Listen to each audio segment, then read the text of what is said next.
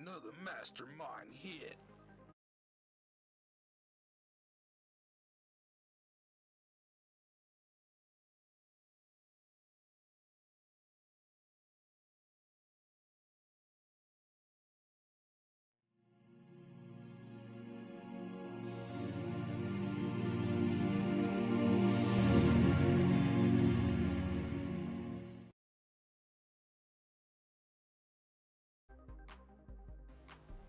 What's up, everyone? It's your boy Mastermind here for All Cannabis Live. Welcome back. We are live, special report. We're so close to getting these signatures. We're so close. We need 679 signatures. I put 769 because maybe we need an extra 100. Maybe we need an extra 1,000. Maybe we need an extra 10,000. I got a couple special guests here with me today. They'll be joining me here in just a moment. And one of them you already met. So, I think that today the goal is for us to just make sure people have the information that they need about what's going on.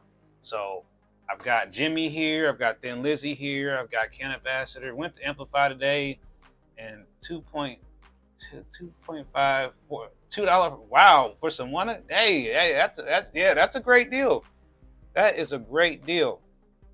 So we're currently streaming live on Facebook and YouTube at this time. So anybody who doesn't watch YouTube, go tell them to get on Ohio Cannabis Live's Facebook page because we're streaming live here. So we're going to jump right into the information. The first thing I want to tell you is that if you live in the Columbus area, there is an opportunity for you to sign the petition today. And I'm going to put that information on the screen right now. So this is the Whitestone Library located here in Columbus, Ohio at 3909 North High Street, Columbus, Ohio, 43214. The time is today at 4 p.m. I'm sorry, 5:30 p.m. Wait. Another mastermind hit. What did that say? I thought it's 4 p.m. Isn't it? Yes.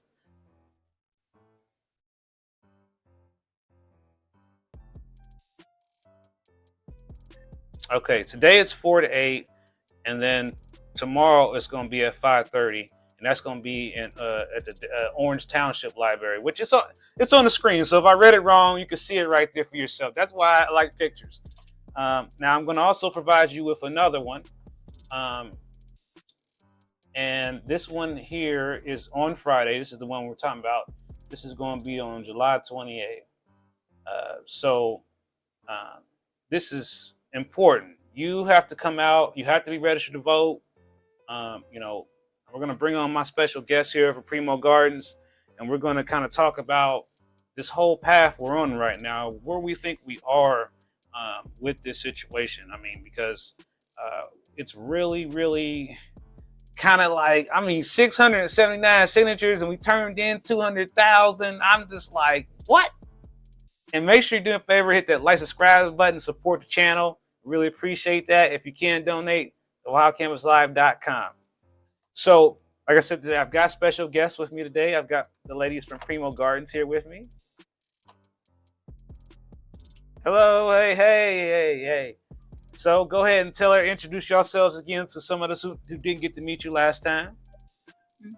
Yep, I'm Erin Babcock. I got to stream with Mastermind a couple weeks ago in the Primo Gardens lab. And I'm Angela Boyce, and I'm also with the Primo team here with my business partner, Erin. But yeah, happy to be here. First time on this channel, but excited. All right. So now that I have you ladies here, let's jump right into it. How do you feel about this situation right now? Do you think we're going to get it on the ballot? What do you think? I think it's possible for sure. I mean, we're just a couple hundred short, and I don't know, to know that there was over 200,000 signatures submitted and how many were disqualified is like pretty shocking. I didn't expect this. I thought it was going to be on the ballot. Like, I was pretty honestly confident, but yeah. What do you think? Yeah, I mean, it's such a small number that we still need, but still need to get there. But it's definitely one of those situations where if you're feeling like your voice doesn't matter or your signature doesn't count, this is one of those times where it absolutely does count. It's a matter of less than 700 signatures that we need. So even just one person, going out and taking that initiative or, reposting it so that their followers and their community knows about it, it'll make a huge difference. And it's a matter of whether this is going to be on the ballot in November or not. And we need to get these signatures pretty quickly as well. Mm-hmm. Yeah, it's now or never type of thing. And I don't know, we were in this similar position last year when adult use was going to be on the ballot and there were a lot of supporters for it. But clearly there's a lot of people out there that support it. It's just a matter of taking the action and going and signing the petition and then making sure we get out and vote in August, and then hopefully it's on the ballot in November. But we got to take care of business in these next 5-10 days. How long do we have? Till the 31st. Till the 31st. To the 31st, and 5 days. Yeah, not long at all. And what I'm doing now is I'm creating a link that I'm going to put in the chat to the information that the Coalition to Regulate Marijuana Like Alcohol put out today. And I'm sending that out to you right now. That's a Google document. You can access it right now. There it is in the chat. And you'll be able to pull up that information that they just put out, that was just sent to me. And I'm sending it right to you. Like I said, I'm not going to waste any time today. We want to make sure that you get the most official information. I'm also going to post another link here, which is the supplementary initiative petition. So this is the language. So those who have not had an opportunity to read it, I'm going to share it with you in real time. So if you're watching this on Facebook, go to YouTube and get the link there, and then reshare it in the chat on Facebook for me, because I can only do so much at one time. But I'm getting ready to share it to you, and that way you can look at it with your friends and family, and we can get, some people can go out here. If you want to be helpful and try to collect signatures, you just have to be very careful and follow the instructions, which I'm providing you with that information right now. So if you want to go out there, I have a lot of people asking me, where can I go? Well, why don't you just set up a hub right there where you are? Because we need as many people out here in the field as we possibly can to help get this going. So yeah, what's going on, Jim? Any spot near Marion? No, and so I don't believe so. So you're it. You're it. I mean, if you want to take on the task, I provided you with the information. I put out a little video, but y'all didn't watch it, so I deleted it. So this time I'm just going straight to the text. And like I said, if you're watching this on Facebook, the link is in YouTube, and we'll share it in this on the replay. If you are on Facebook, do me a favor and like and follow me on Facebook. Make sure you go on Instagram and follow. It's Primo Gardens on Instagram, right? Primo.short on Instagram. And what's y'all's website? All right. Now, before we get too far in this, I want to go back to something that happened last time that they were on here, and we had a technical issue, and I just want to provide my feedback about their custom blend tincture. So those that watch this, we actually went through some terpene testing, and I smelled some different terpenes, and not that really had any medicinal effect to it itself, but it gave me an idea of what these terpenes smell like in a raw form, instead of it just being all mixed together. Based on those aromas and based on what Aaron's recommendations were, we mixed up this tincture, which is it right here. And when I tried it out, like, the immediate reaction was the mic went out. So I'm gonna try it again live and see. Are y'all still there? Is it still working? So I can hear you. All right, great. So this is a 1,500 milligram bottle, and you know, if you would like to get your own blend mixed up, Aaron and our partner Ange, right? Yeah, can do that. And you know, or if you want to get the blend that I got, right? They could also get that blend too, right? Yeah. Yep. That one on file. You can get Mastermind's blend, or order one of our featured formulas online, or if you want to have a conversation and kind of figure out what would be a good custom blend for you, we do have a calendar link where you can sign up to book a call for that and talk through the process and build a custom product made just for you too. All right. So let me look at what's going on our comments here. Is there any signature drive in Southwestern? I have 4 digital signatures in my household. I don't know. I really don't know. I think that the expectation was we had enough signatures. We turned in over 100,000 extra. Yeah. I still have concerns. So let's say we turn in 10,000. If they easily threw out 100,000, now I just want to explain this because this is really important. So what can happen is, and Aaron, you can help me out with this because you know you have a little bit more information and insight on this, is that, you know, if someone's collecting signatures and they don't follow the rules to the letter, that can get all the signatures on that particular petition collection sheet thrown out. Isn't that correct?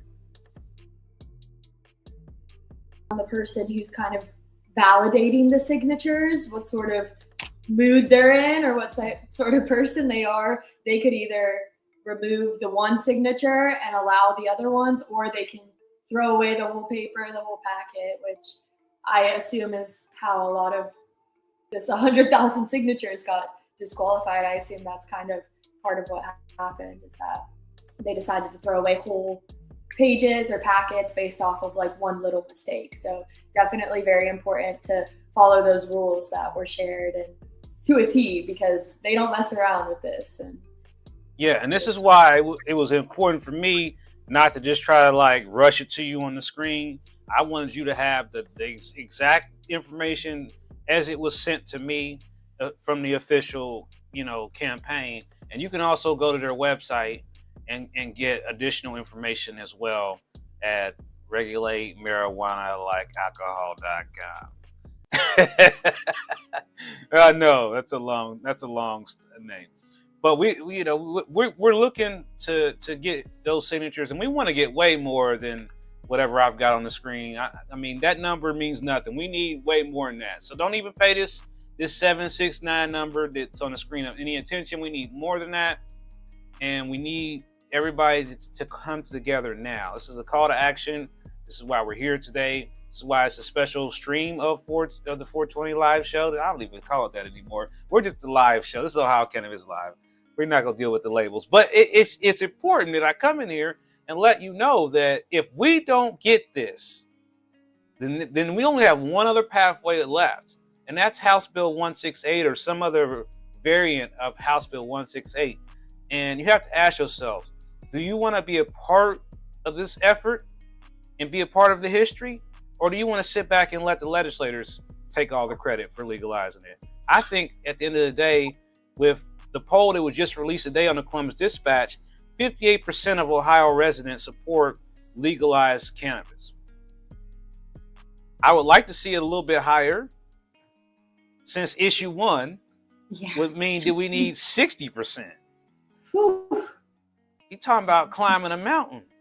So make sure that you are there to vote no on issue 1.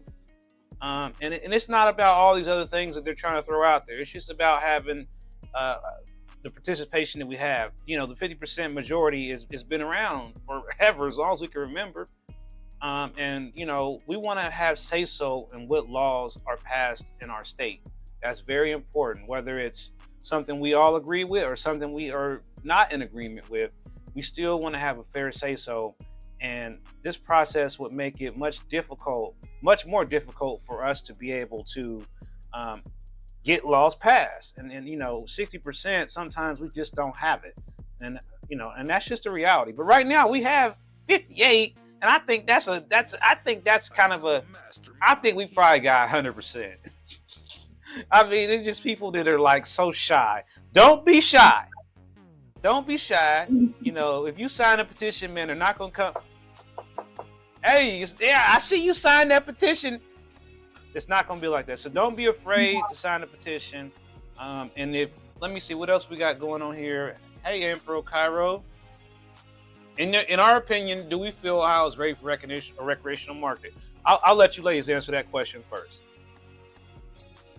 What was the question again? I'll ask it again. I was ready for recreational market. Yeah, you think we're really ready? I say yes, because the access is pretty limited to people who could benefit from cannabis. And with like home grow, I know Angela's from Michigan, so she has a little bit more exposure to what it is like in a legal state, but being able to home grow and do some of those things just offers so much more accessibility to people who use cannabis as medicine, and helps get off harsher medications like opioids and other pharmaceuticals. Yeah. And I feel like also like when legalization happens, there will be like a huge influx of people who are looking to buy cannabis products. And of course, the processors and the cultivators are going to feel pretty overwhelmed, at least for that first portion of that time. But, you know, it's all part of the process that happened in every other state that it's been legalized in as well. And like just in the past like year or 2 years, they did a lottery with a whole bunch of new licenses. So a lot of those businesses are starting to get their feet on the ground and get their operations moving. And, you know, they did that lottery in anticipation for it to be recreational. So, you know, I think there's been a couple moves that have been made to prepare for this to happen. But of course, like once that flips, you know, it'll be a huge influx of people who are looking for it.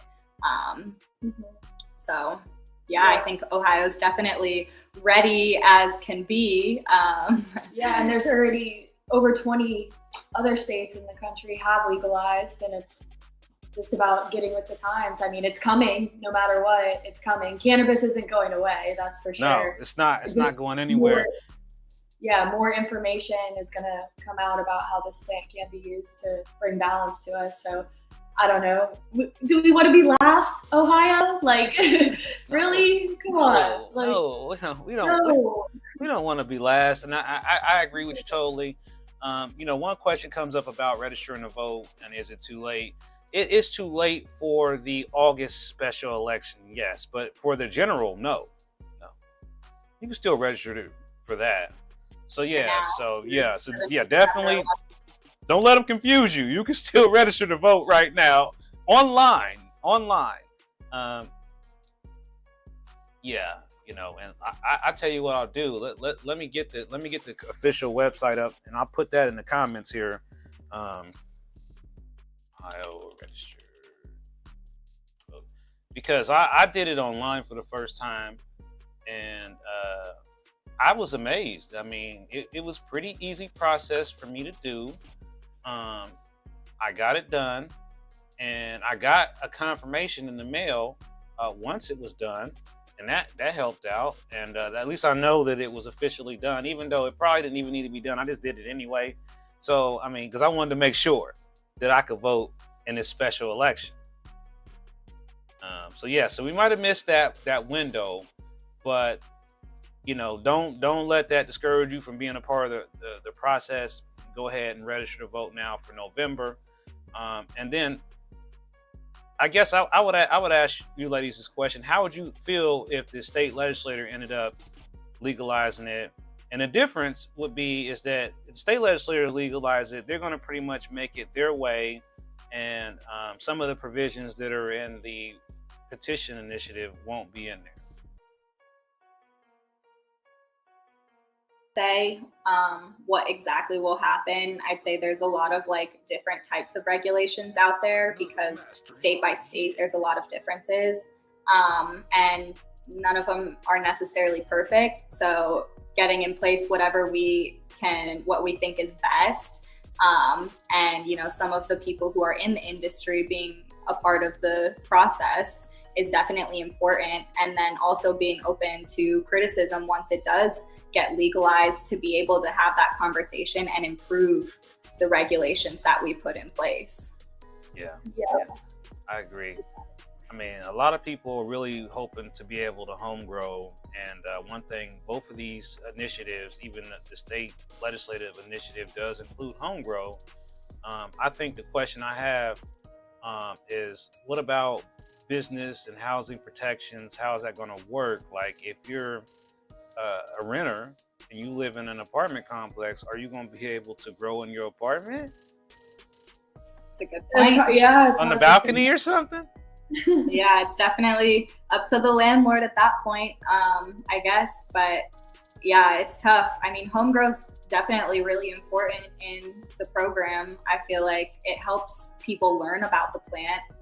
To grow it, you have to Google it and figure out how to raise these plants to a point where they produce flower. And they're not like every other plant. Just because you can grow tomatoes doesn't mean you know how to grow cannabis.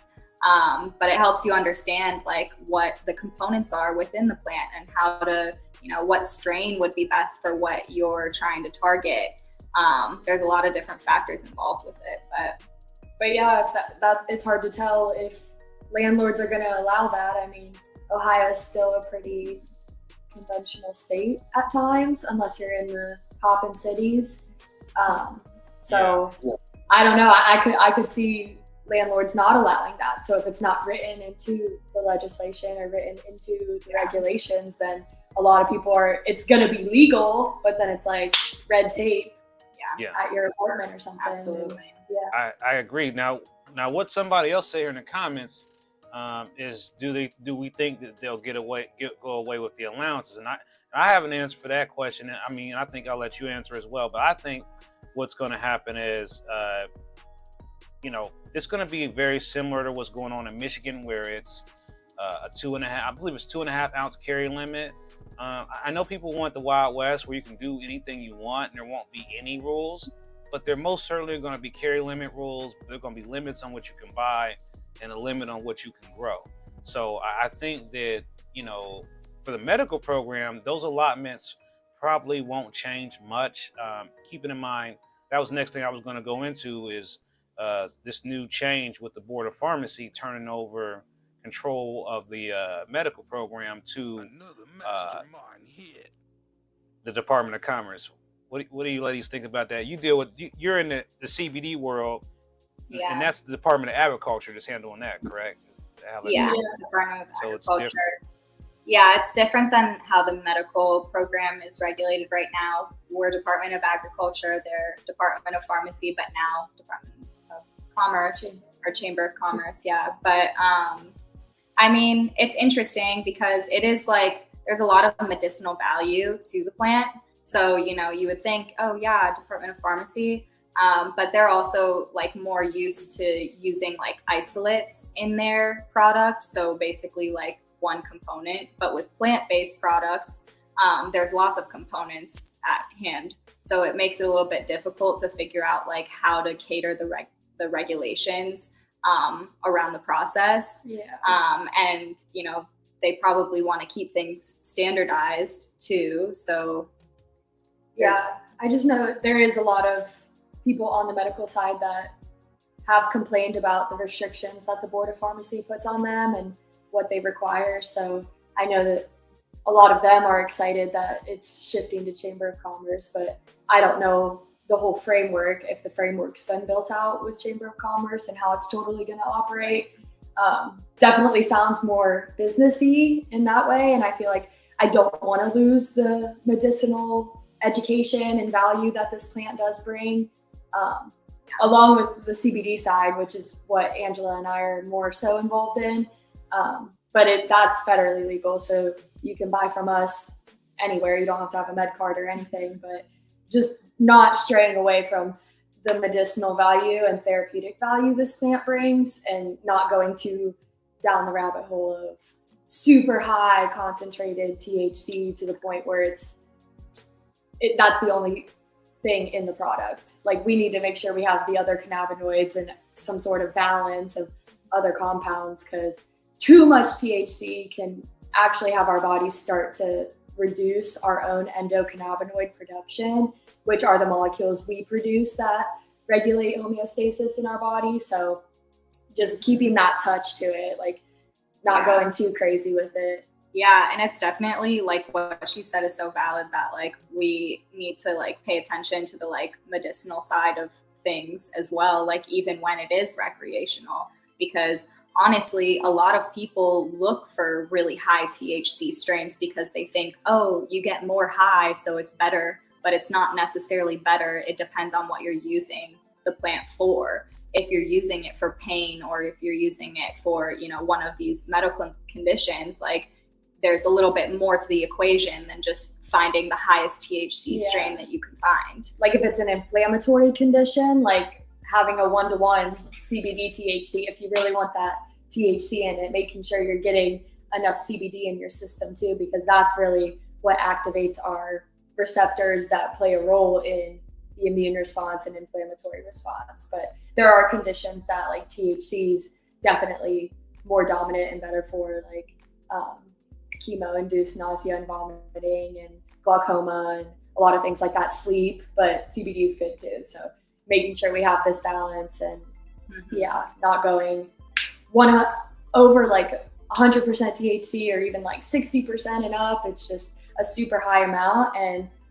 yeah, every now and then it's good to go to the moon. It feels nice, but making sure we have that balance too in our system.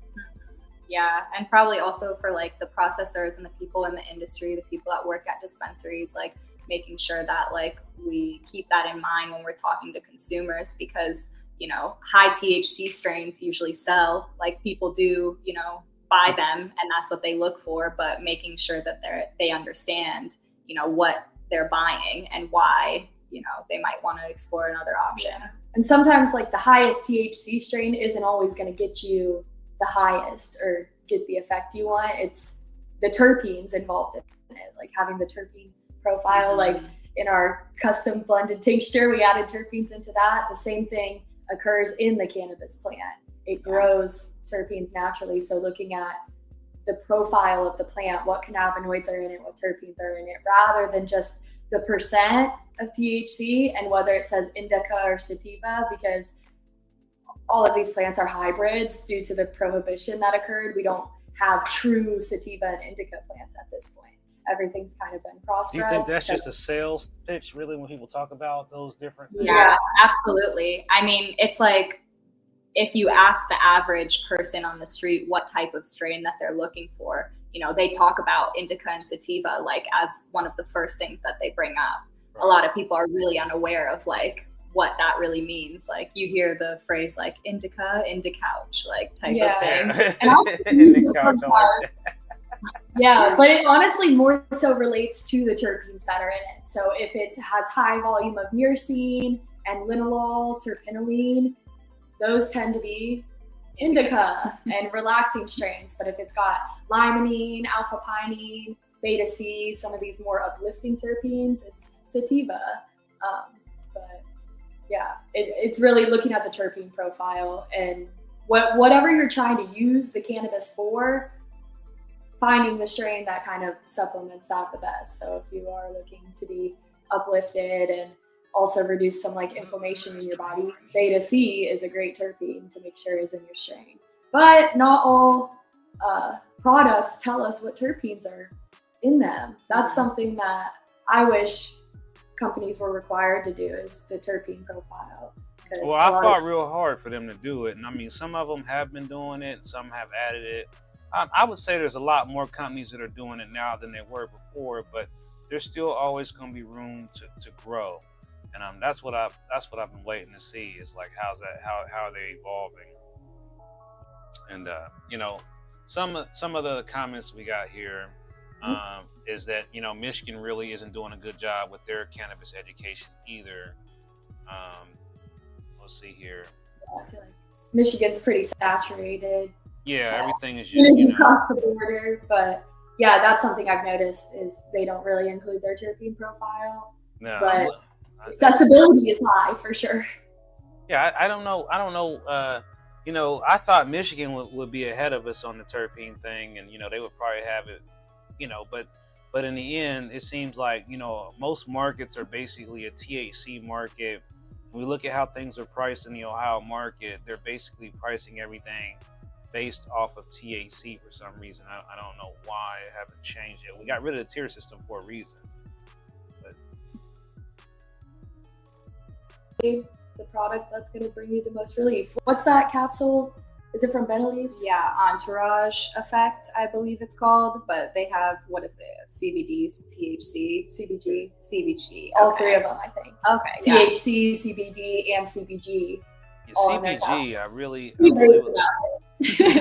would like to know more about CBG. We could probably do a whole show about the CBG, because I really think that that's one that is an up and coming star. When you look at some of the other products out there, it definitely seems like it's going to be something that's going to be nice when it comes out. It's the precursor to all the other cannabinoids that end up being formed in the plant. They all start out as CBGA, which is the acid form. They kind of develop from there, but yeah, so many different benefits. It's kind of similar to CBD in a lot of ways, but definitely they both have their own effects that they have. But they both boost the endocannabinoids that our bodies naturally produce. We work with some CBG in our lab. All right. Yeah. You do work with CBG there. Does it smell any different than anything? Does it smell funny? I didn't get to smell any CBG while I was there. The distillate does look a little different. Like I don't know. It's more like consistency, red. Like there was like you got some there now. You can show us. You want me to go grab it? Yeah. I know you got some to show us something. So you know, when rec, let's see what we saying. Firelands has Entourage Effect gummies. Okay. Will the veterans discount still be in effect? That's a great question.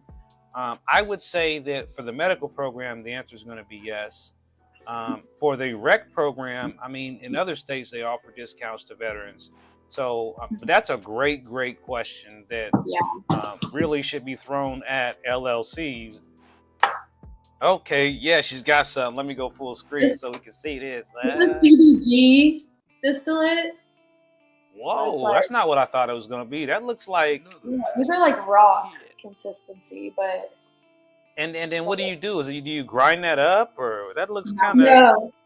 Yeah, you can talk about it. Yeah, we melt it down. So with the distillate, it has like a higher smoke point than the terpenes and some of the other ingredients, which means that it doesn't necessarily get denatured as easily. Okay. So we melt down the distillate first at a higher level, and then we add in the carrier oils or whatever ingredients that it'll be infused into, so that it's consistent throughout the product.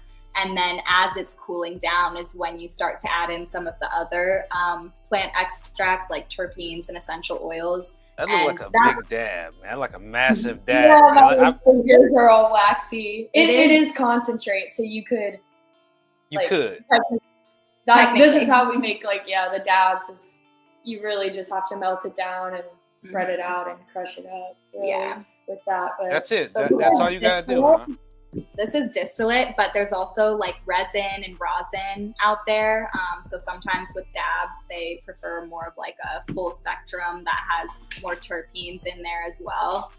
So distillate usually doesn't have really any terpenes in it, but it can be full spectrum. But, you know, there's talks around what really is full spectrum, you know.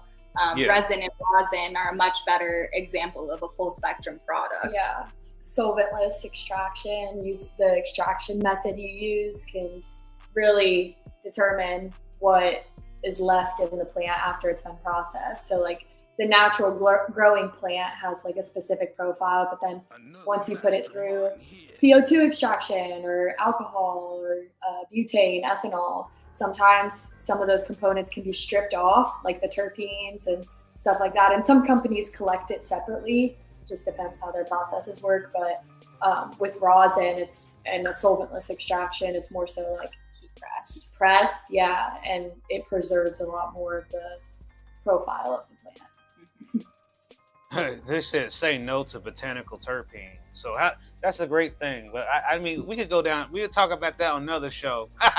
Because we could go on about that for hours. Somebody says, will we see a social equity for the communities in Ohio? I didn't see anything on the ballot. I know some companies will say their framework application, it's in their framework application. They did in Michigan was when you apply for a lottery, sometimes there's like an application fee. And they did discounted application fees or even waived it sometimes for people in minority groups or low income areas. But, you know, that doesn't solve the issue by any means. No. But yeah, it's a really low percent that yeah, are Black owned businesses. If you really look at the whole landscape of the cannabis market nationally, it's very low, probably under 5%. and putting dispensaries and processing facilities and things like that in low income areas helps support the community in a number of ways. So there's a lot to be said about, you know, being intentional about where we put dispensaries. Yeah, that's another conversation because, you know, as we move towards rec, and, you know, what I expect to happen is very similar to what happened in Michigan, where you have a dispensary that's open and they're going to serve the rec customer and they're going to serve the medical customer. And, you know, you're going to have this split where, you know, this person has to decide, why should I get a medical card if I can just go there as a rec patient, a rec customer? And in Michigan, you know, the problem they're having is, you know, once they went rec, a lot of the doctors that were recommending for the medical up there just quit. And I'm concerned about something like that happening here. You know, we definitely want some amendments to the medical marijuana program. And I think that's where we were trying to do Senate Bill 9. It's not all the way, it may not all the way be dead just yet. It's not, I haven't heard that it was DOA, but you know, there's still some hope that some of that will happen. And it's interesting that move to move Board of Pharmacy was added to the budget bill and not just part of Senate Bill 9, which was already, you know, moving through committee. Very interesting. I just feel like by December 31st, we're all going to be sitting here reacting to either recreational is here and coming, or we failed again, and then we're all going to be sitting here just like another mastermind. We're protesting. If that happens, we're out on the streets protesting. Call to action. You heard that? She said if we don't get it this time, we're going to be out in the streets. They thought that lobby day was bad when they was smoking in the lot. We could take the whole city and just turn it smoky. I mean, it's really hard to get people out, and I think that we have to really break down the fear. That's kind of why I appreciate you ladies coming on here today with me, because a lot of times it's hard to get people to come on here because of fear. It's one thing to get people on here who, you know, have been doing seminars and are industry insiders or whatever, but people who just come on here who are regular folks, they're always worried about their family, their job, their community. What are they going to think about the guy on here now talking about he uses cannabis and it's a good thing, and that's supposed to be the devil's lettuce and all that other stuff? that I'm in this industry at all anymore. It's like if somebody has something to say or wants to have a conversation about it, I'm down to talk about it. Right. Yeah. The LinkedIn page is open. Yeah. We can choose to disagree if that's what happens at the end, but yeah, I'll try to educate you on my point of view. You can give me your point of view, but yeah, and I won't take it personally. Yeah, it definitely helps as well, like knowing where your intentions lie and like knowing that you do take the effort to like look into how the plant works and the science and all of that stuff, because then if someone disagrees with you and has a stigma against it, you're that much more confident in what you have to say because you know that you're coming from a good place. So you're kind of just like, okay, like like I can, if you have any questions, I can help, but you know, if you don't want to listen, then you know, that's fine too. But all right. Well, I thank both of you for coming on this afternoon, this evening, whatever it is. And I just want to remind everyone who is in the Columbus area, you know, if you can get over there to the library, I'm going to try to find a way over there to the library, but it's so hot, and see if I can get over here and get you over here. So, you know, right now, 3909 North High Street, Columbus, Ohio, 43214. And then not tomorrow, but on Friday, this will be in Delaware County voters. So if anybody out there in Delaware, Marion, you know, in that area, they're going to be located at 7171 Gooding Boulevard, Lewis Center, Ohio, 43035. Again, I did put the information in the comments, but I will also go back and add that information to the description of this video and a little bit later here. But if you need it sooner, then just email me at ohiocannabislive@gmail.com. And don't forget to check out the Primo Gardens website. Is that primogardens.com? Is that right? primogardens.com. And, you know, if you haven't already, make sure you sign up on ohiocannabislive.com. Make sure you support the channel any way you can. Smash the like button, hit the subscribe button, and share this video with as many people as you can. Try to get the word out. We're trying to get the information out, and we're trying to make sure that people are aware that we are so close. We cannot afford to lose now. We just can't. We really can't afford to lose. And I think we've got this. I mean, 679, 779, 1,000. We got millions of people that want to legalize. So, I mean, that's why I was like 200,000. It should have been 1 million. So get out there, sign the petition. And if you don't have someone already collecting them, you take the initiative and you go to the library, you print out the paperwork and you get them signatures. ASAP. I'm calling you in. We need you. Yeah, and, absolutely. Yeah, so if you can do it, great. If you know someone else who's willing to go out and do it and get it going in their community, the more the merrier. Just make sure that everyone that signs is registered to vote right now. And it had to be registered to vote, you know, before. Yeah. So like, don't do something like this. Don't say, hey, man, look, go register online. Nah, you have to already be registered, okay? So, but for the election, for the November election, still go on there and register to vote now. Another mastermind. So yes. So again, thanks again for coming on, ladies. Stay on here with me for the after action thing, and I'll see y'all. Did list our links. I put the Primo Gardens link, and I put the link if you want to book a call to build a custom blend too in the comments. So. All right, that works. That works out. All right, so again, thank y'all for tuning in to our special coverage here. We'll be back as soon as more breaking news comes in.